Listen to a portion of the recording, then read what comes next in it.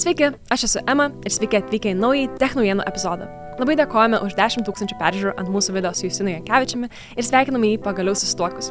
O dabar šauname naujienas. Pasirodo, yra galingesnių vaizdo plokščių nei Cam 9. Tech Lab komanda sukūrė tai, kas kol kas atrodė neįmanoma. Nauja vaizdo plokštė pralenkė Nvidia Cam 9 net 13% ir yra vadinama Cam 9 Super. Ji pagaminta iš skirtingų Nvidia dalių, kaip AD102, 24 GB GDDR6X atminties moduliai iš Cam 8 Super ir mikroschema iš Galaxy Trim 9 Ti Lab Edition vaizdo plokštės. Būtent šių atminties modulių gamintojas Micron teigia, kad jie gali pasiūlyti iki 30% geresnį žaidimų našumą. Nors 30% gali iš pirmo žvilgsnio pasirodyti kaip per daug optimistiškas skaičius, bet Tech Lab sukurta Cam 9 Super tik įrodo, kad atminties modulių greitis turi didelę įtaką vaizdo plokštės našumui. Kas suteikia svarbią užuominą, jog naujos kartos 50 serijos Nvidia vaizdo plokštės jau bus su DDR7 atminties moduliais. O tęsiant apie Cam 9 Super, dėja, bet jos paprastiems mirtingiesiems įsigyti nepavyks. Tačiau smagu matyti, kaip yra testuojamos kompiuterinių dalių ribos ir sukuriamos vis galingesnės, kad ateityje gautume dar geresnį kompiuterio našumą. Tobulumui ribų nėra. Pasirodo, kad aukščiausia kokybė nebėra madoje,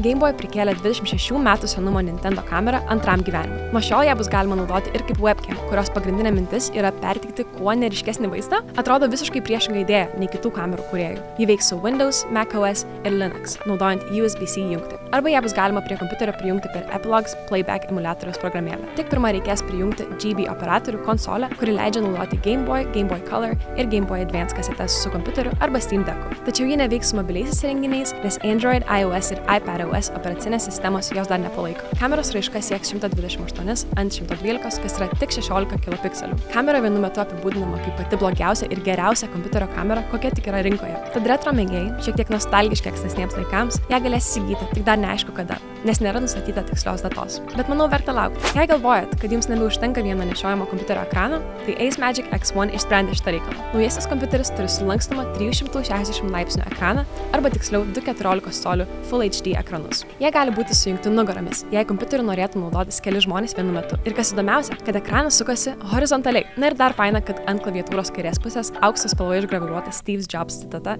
Stay hungry, stay foolish. Tačiau tik kompiuterio išorė yra įdomesnė ir verta dėmesio. Jo viduje 2 metų senumo 12 kartos i7, 16 GB DDR4 atminties ir 1 TB PCIe 3.0 SSD. Tad kompiuterio nei galės naudoti žaidimams, nei sudėtingoms programoms. Šį pirmąjį pasaulyje nešiojamą kompiuterį su horizontaliai sulankstomu 360 laipsnių ekranu bus galima įsigyti nežinia kada ir nežinia už kiek. Bet prototipas tikrai smagus. Ir kaip Steve'as Jobsas sakė, su tokiais kompiuterio speksais, you're gonna stay hungry and stay foolish.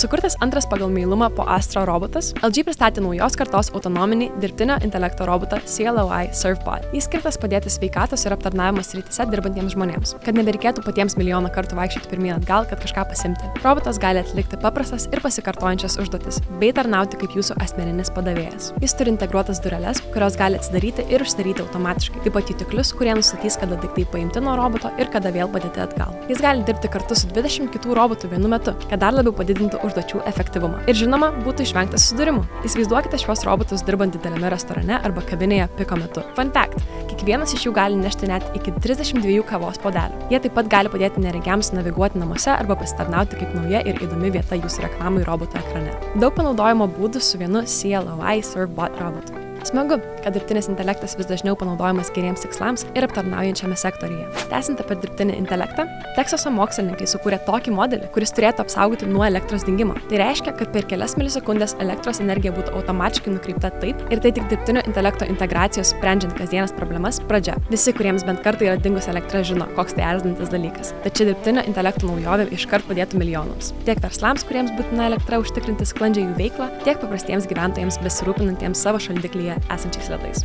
Nors ši technologija vis dar tobulinama, mašininis mokymasis leidžia užprogramuoti maksimalų įvairių scenarijų skaičių, kad kritinėse situacijose būtų rastas tinkamiausias sprendimas. Sėkmingai pritaikius šį dirbtinio intelekto modelį, ateityje galima tikėtis panašaus pritaikymo, pavyzdžiui, saulės kolektorių trikdžių ar automobilių gedimų paieškoje. Ir mes būsime pirmieji, kurie jums apie tai praneš. Tai tiek naujienų šią savaitę. Ačiū, kad žiūrėjote, nepamirškite laikinti, subscribinti ir susitiksime kitą savaitę. O su jumis buvo Ema. Iki!